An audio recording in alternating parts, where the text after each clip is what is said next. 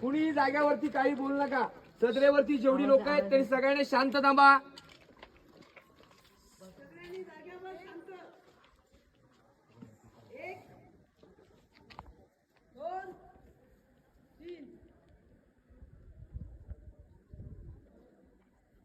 Jai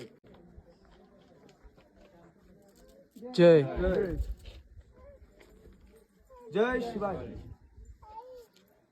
Mahadev.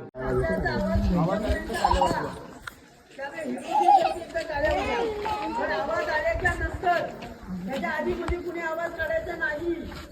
1 2 3